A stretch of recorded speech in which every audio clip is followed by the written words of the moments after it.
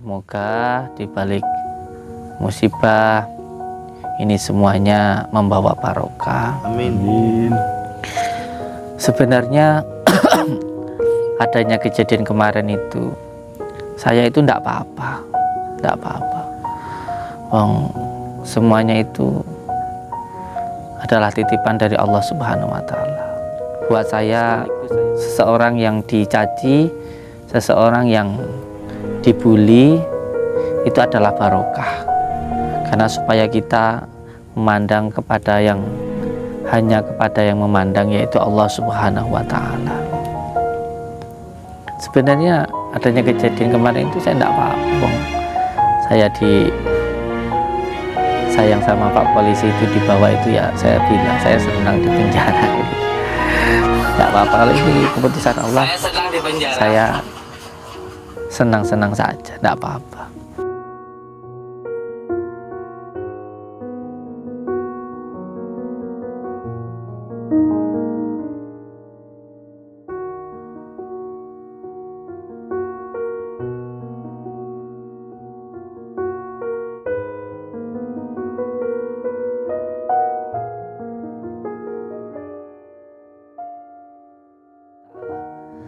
Teman yang paling membuat saya sedih itu adalah ketika anak-anak saya harus dipulangkan, karena saya berjuang dari dulu, mulai dari tukang rosok sampai jadi YouTuber, bekerja siang malam, itu semuanya hanya untuk anak-anak saya, hanya karena saya ingin tetap kumpul dengan anak-anak saya. Di sini nggak ada yang saya anggap santri atau apa, itu nggak ada. Semuanya tak anggap anak saya. Biasanya saya masih bisa tenang, tapi ketika mendengar bahwa anak-anak saya itu dipulangkan, itu saya wallahi nangis saya itu.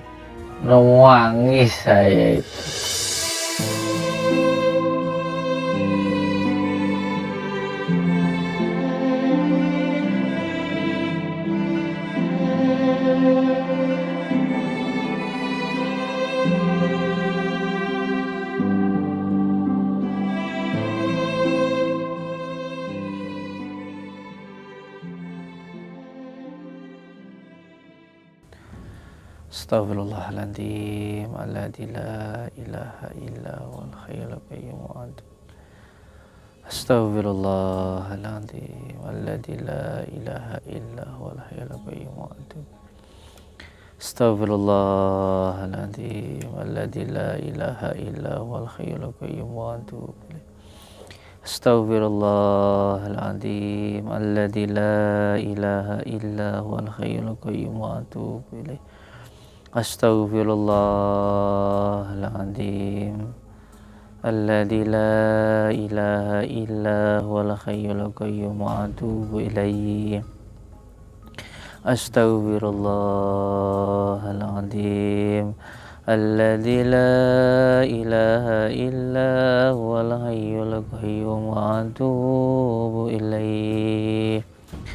Allahumma anta salam wa Assalamu alayka ya udu salam, fahayna rabbana bisalam wa dakhilna jannata salam. Tabarakta rabbana wa ta'alaita ya dal jalali wal ikram. A'udzu billahi minasy syaithanir rajim. Bismillahirrahmanirrahim. Alhamdulillahi rabbil alamin, arrahmanir rahim, maliki yaumiddin. Iyyaka na'budu wa iyyaka nasta'in. Ihdinas siratal mustaqim, siratal ladzina an'amta 'alaihim ghairil maghdubi 'alaihim waladdallin. Rabbighfirli wa liwalidayya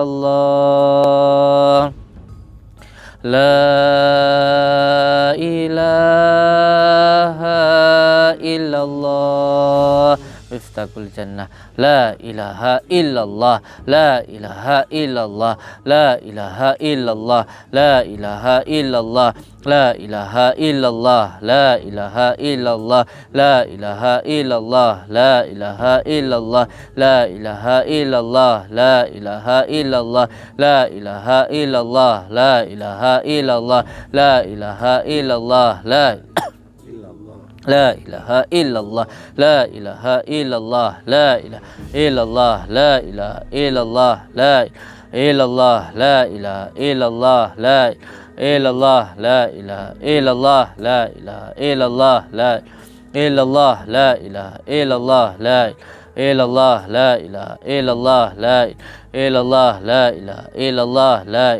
illallah, la ilaha illallah, la ilaha illallah, la illallah, la ilaha illallah, la ilaha illallah, la illallah, la ilaha illallah, la illallah, la ilaha illallah, la ilaha illallah, la illallah, la ilaha illallah, la ilaha illallah, la illallah, la ilaha illallah, la illallah, la ilaha illallah, la ilaha illallah, la illallah, la ilaha illallah, la ilaha illallah, la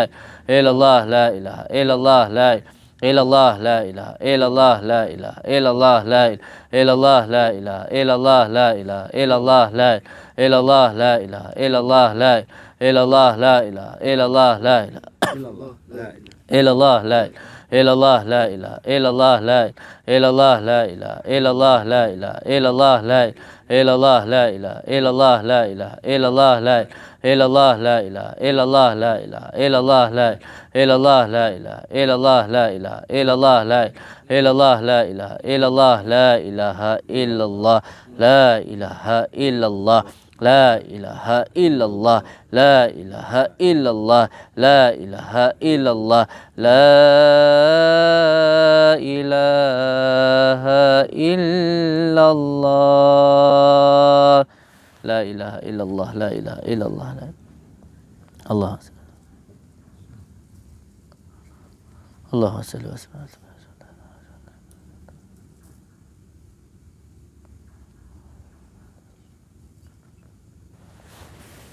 Al-Fatihah. Bismillahirrahmanirrahim. Al-Fatihah. Bismillahirrahmanirrahim. Al-Fatihah. Al-Fatihah. Alhamdulillah Rabbil Alamin.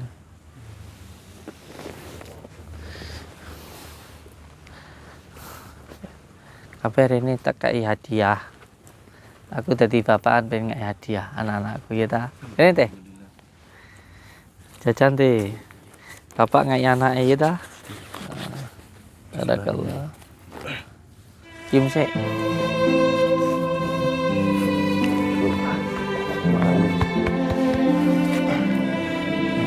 Sayang.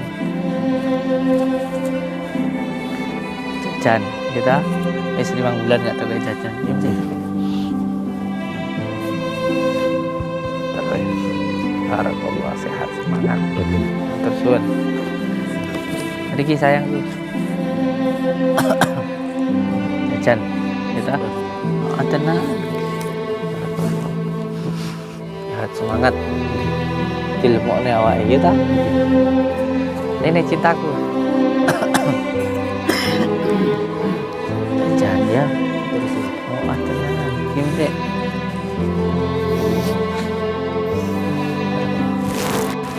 dulu kesimpenanan kangen panggilan kisah. Ayo ini siapa Johan ini Ahmad sama Johan ini kembar sama piye lagi Yung ini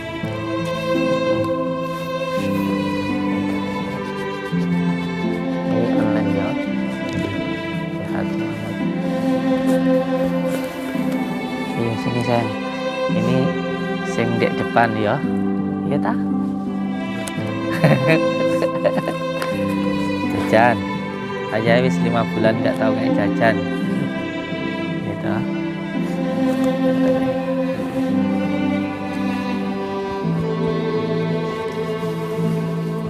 Kameramennya yang ngiri kok ya diwai. Maju Det. Tak parani tak ambung kapok kok. Ya anakku teko Lampung iki ya ta. Yes, ayah wis 5 bulan nggak tahu kayak jajan ya ta. Kita masih sakit lagi ya. Parah nih. Ayo, apa lagi? Wah, si Jaka. Ini ada kisah panjang ini. Sama ini cium dulu.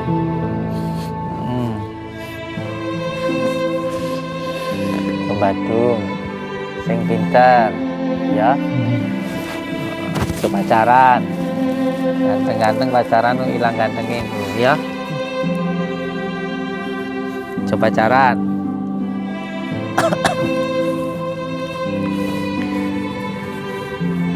Maju anak pang. Dan ini kisahnya panjang ini. Saya wis pinter ya. Alim se, sim se. Ya anak pang ini belum dulu.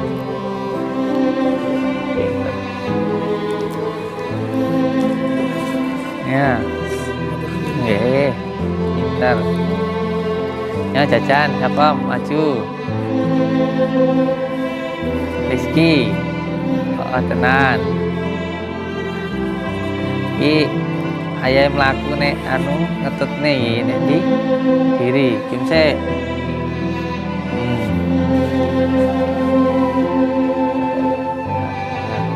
Lagi sekolah bisa dia jajan 5 bulan ayah rangai jajan dari ya. Nah ini sing biasa nih anu hadiran nih kita. Aku kali kan nih mari ini mal bakso. Barakallah. Cium se. Peluk. Ora apa-apa. Semuanya coba jajan. Sebentar. Tika sing mingking diparingi 3. Satu. Monggo. Sampeyan paringno. Pinter. Kon ndi? Oh, wis gak apa-apa. Kita eneh. Apa maju? Ya, bapaknya kalau mawon. Enggak, Mit. Suwun. Waalaikumsalam. Dari siapa? Dari mana? Kalimantan. Oh iya. Sehatnya orang. Sehatnya orang. Kurangnya. Sampai sehat. Motor sendiri. Terus mereka gimana panggilan itu gitu kita bertahan tentang itu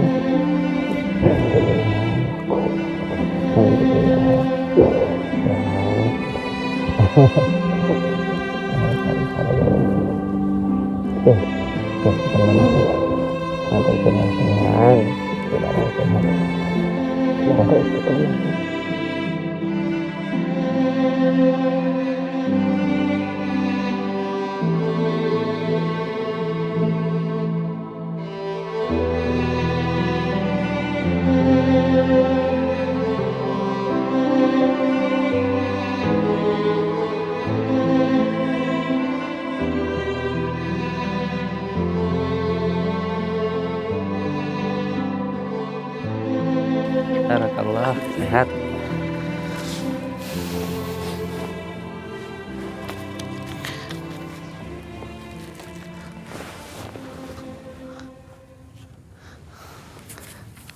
Apele dipangan cakot sitok gantian sampai entek. Sitok bersama-sama kalau kurang tak tambahi. Tinggu nyatuk nih perasaan nih. Nyakot muter.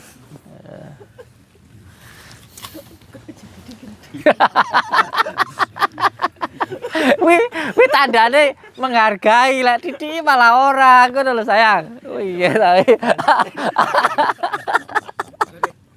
Atur. Alhamdulillah. Dongakne ayahe teng mriki kula sehat.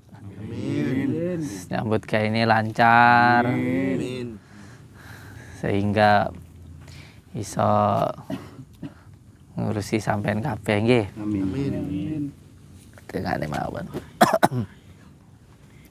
Ditungakne apa istiqomah lek ngibadah nggih.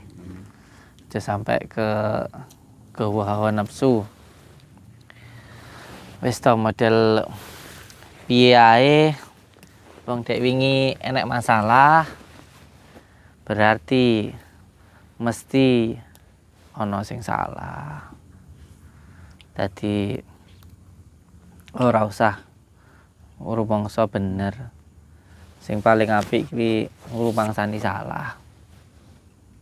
Masiyota dhewe iso ngomong wong gak ngajarke ajaran sesat seumpamane. Wong intine ya ben ora sampai terjerumus ning ajaran sesat. Iki kan karepe awake dhewe. Oh, sing salah sing motong videone. Salah ora salah. Lek enek masalah berarti enek sing salah. Ngoten niku mawon.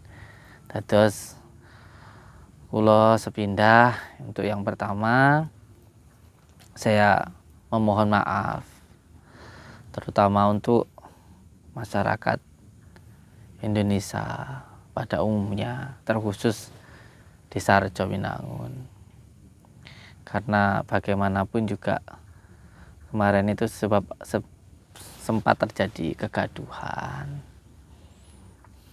Semoga Allah Subhanahu wa taala mengampuni dosa saya. Amin. Dan memberikan kebaikan setelah adanya sebuah kesalahan. Semoga di balik musibah ini semuanya membawa barokah. Amin. Sebenarnya adanya kejadian kemarin itu saya itu enggak apa-apa. Bang, semuanya itu adalah titipan dari Allah Subhanahu wa taala. Sekaligus saya juga adalah pecinta dan juga pengagum dari Thariqah Malmatiyah. Buat saya, seseorang yang dicaci, seseorang yang dibully itu adalah barokah. Karena supaya kita memandang kepada yang hanya kepada yang memandang, yaitu Allah Subhanahu wa taala. Sebenarnya adanya kejadian kemarin itu saya enggak apa-apa, Bang. Saya sayang sama Pak Polisi itu dibawa itu ya saya bilang saya senang di penjara itu. Enggak apa-apa, kalau ini keputusan Allah saya senang-senang saja, enggak apa-apa. Karena memang apa yang diberikan Allah itu menurut saya adalah yang terbaik. Apalagi di dalam ilmu hikmah itu sudah sering saya sampaikan. Dan ketika kita menyampaikan sesuatu, ketika kita mengatakan sesuatu, itu nanti pasti akan dimintai pertanggungjawaban atau pembuktian. Makanya mewedar sebuah ilmu kasapuhan, ilmu jati diri itu harus berhati-hati. Karena setiap kali kita mengatakan itu nanti akan ada pertanggungjawaban atau akan ada pembuktian. Jadi saya selalu mengatakan kan bahwa hidup itu harus senang dengan apapun yang Allah berikan. Dan di balik setiap musibah itu pasti ada barokahnya. Seperti halnya sini dulu ini tadi ketinggalan, nanti saya malah lupa mana. Ini preman-preman saya ini. Salim dulu, pinter ada cium dulu. Peluk dulu. Jadi guyu aja jadi biar arek susah ya ta. Alih semplah. Ya, jajan ya. Ayah wis 5 bulan ndak tahu ngai jajan nih piye iki. Ini sayang. Ya Masya Allah. Dan ini anak tersayang loh, iya dah. Barakallah. Cium dulu. Benar. Barakallah. Allahumma sholli ala Muhammad. Jajan. Ayah wis 5 bulan datang ngai jajan ya dah. Nggih, intinya sebenarnya apapun yang terjadi saya ridho karena itu untuk mendapatkan ridha Allah. Dan adanya kejadian kemarin itu sebenarnya saya senang-senang aja. Karena saya selalu bilang, ayahmu ini kan selalu bilang dalam setiap keadaan harus senang karena untuk mendapatkan ridha Allah Subhanahu wa taala. Termasuk ketika kemarin dibawa sama Pak Polisi itu. Dibawa pun juga saya enggak apa-apa, walaupun toh saya ngerasa ya saya enggak seperti yang dituduhkan, tapi ya enggak apa-apa. Karena buat saya sesuatu hal yang terjadi itu bukan karena ini, bukan karena itu, tapi memang sudah menjadi kehendak Allah Subhanahu wa taala. Yang kedua sebenarnya apapun yang terjadi ya semuanya saya pasrahkan kepada Allah Subhanahu wa taala. Saat itu pisah dengan istri atau jauh dengan istri ya nggak apa-apa. Dari situ bisa lebih mensyukuri, menghargai waktu bersama. Karena waktu masih sebelum dibawa Pak Polisi itu kan kurang begitu menghargai waktu, terutama waktu sama istri. Repot dengan perang sama dukun, ya kan? Terus repot dengan pekerjaan dan juga kegiatan. Sehingga ketika jauh itu jadi kayak pacaran gitu loh sayang. Jadi kayak sama umi-umi itu jadi lebih sayang sekarang itu. Karena kayak pacaran. Makanya pisah itu pun ya enggak apa-apa. Terus juga jadi pembelajaran, nanti pada akhirnya juga pisah. Meninggal dunia, tinggal istri dulu atau suami dulu atau bersama-sama. Pada akhirnya semua yang ada di dunia juga nanti pada akhirnya akan berpisah. Ya enggak apa-apa. Dan sebenarnya kemarin juga waktu di bawah itu ditaruh di sana itu di kamar gitu ya enggak apa-apa, karena lebih banyak waktu untuk beribadah, berzikir. Karena ketika di rumah itu kan terlalu banyak kegiatan, secara zahiriahnya, secara batinnya kan kurang ibadahnya. Karena memang waktunya lebih banyak digunakan untuk terima tamu, untuk bikin konten dan lain sebagainya. Sehingga untuk zikirnya itu berkurang. Mungkin Allah berkehendak supaya lebih banyak waktu untuk beribadah kepada Allah Subhanahu wa taala. Intinya semuanya ada hikmahnya. Nah, sebenarnya yang paling membuat saya itu sedih ya, yang membuat saya paling sedih dari semuanya itu sebenarnya hanya satu. Kalau masalah-masalah yang lainnya itu kan buat saya ya enggak apa-apa. Ini pun ya enggak apa-apa, cuman yang paling berat lah kalau menurut saya ujiannya. Atau yang paling berat itu ketika itu saya benar-benar enggak tahan waktu di sana itu. Biasanya saya masih bisa tenang. Tapi ketika mendengar bahwa anak-anak saya itu dipulangkan, itu saya wallahi nangis saya itu. Nangis saya itu.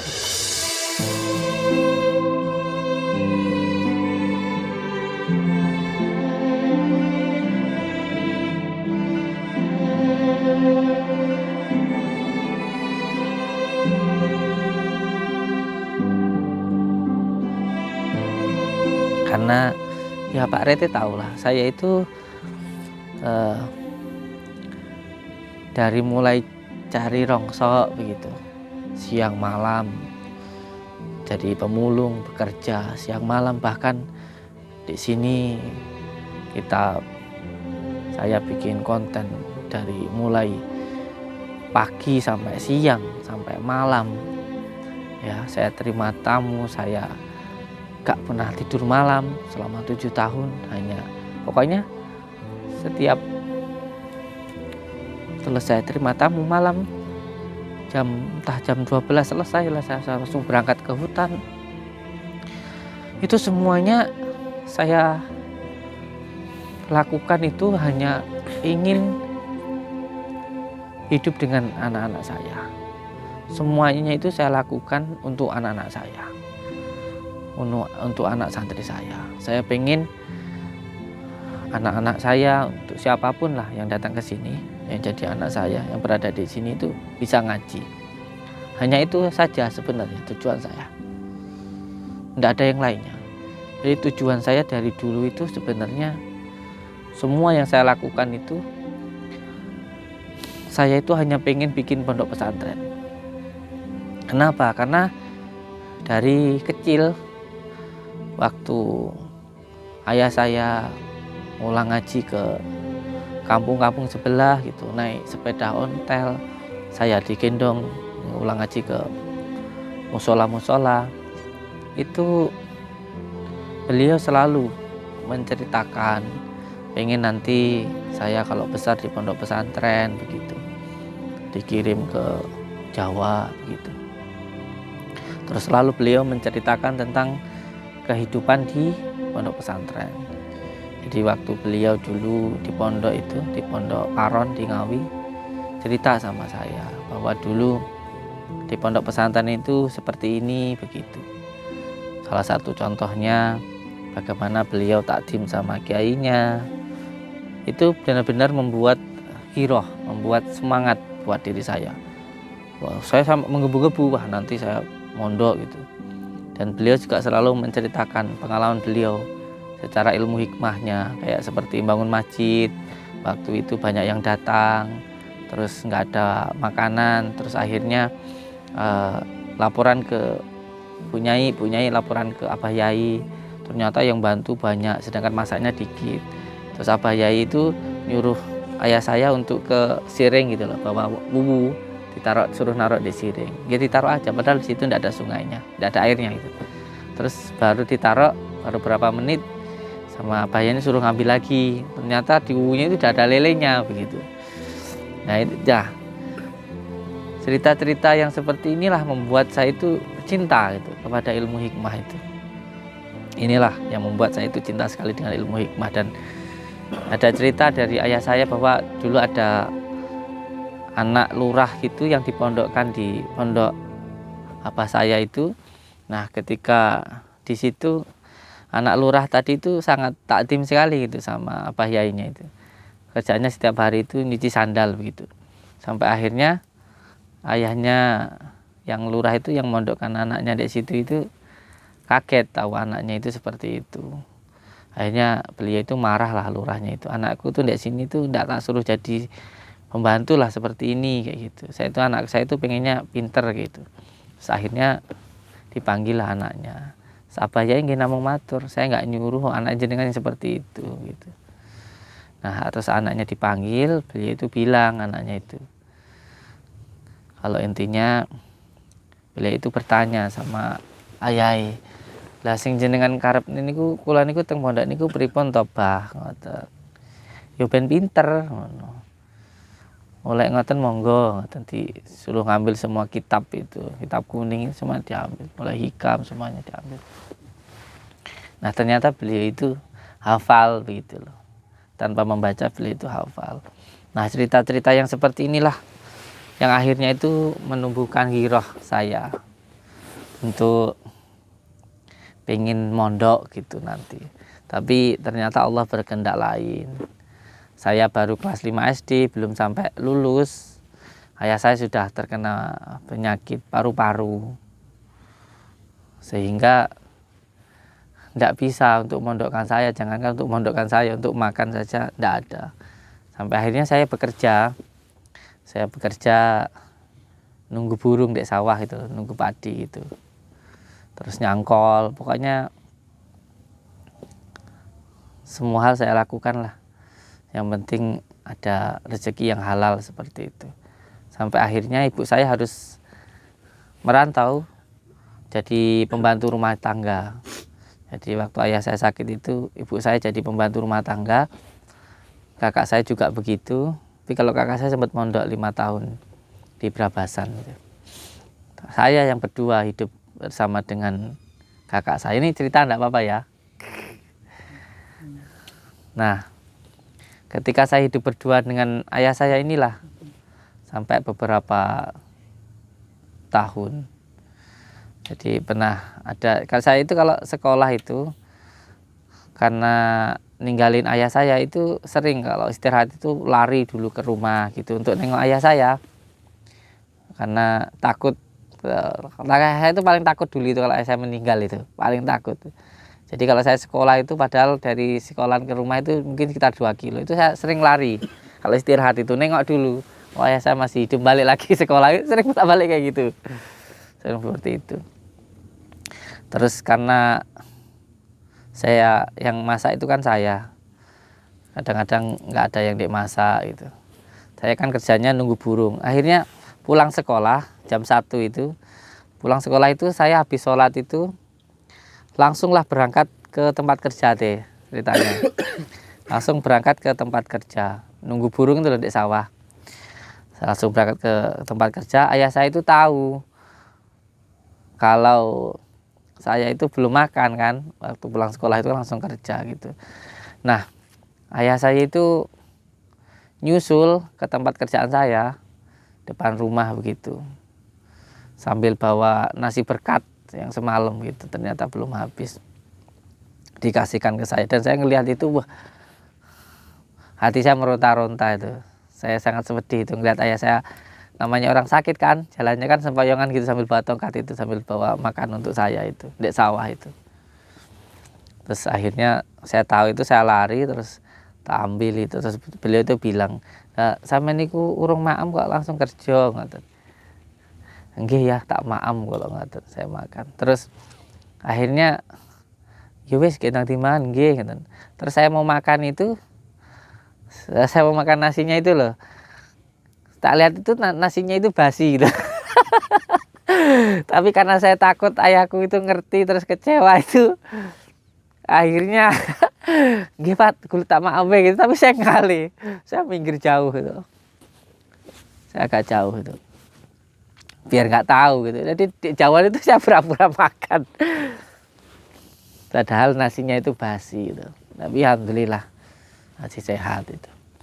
Makanya kayak tadi itu ya, kita ada anak pengamen tadi, anak yatim yang anaknya 3 sekolah itu tadi ngebeliin sepatu itu, saya sangat terharu sekali karena saya dulu pernah seperti itu. Sekolah itu sepatu itu tak tenteng gitu loh, sepatu itu tak tenteng. Tanya teman-temannya kenapa sepatunya ditenteng, udah nanti di sana ya dilepas gitu.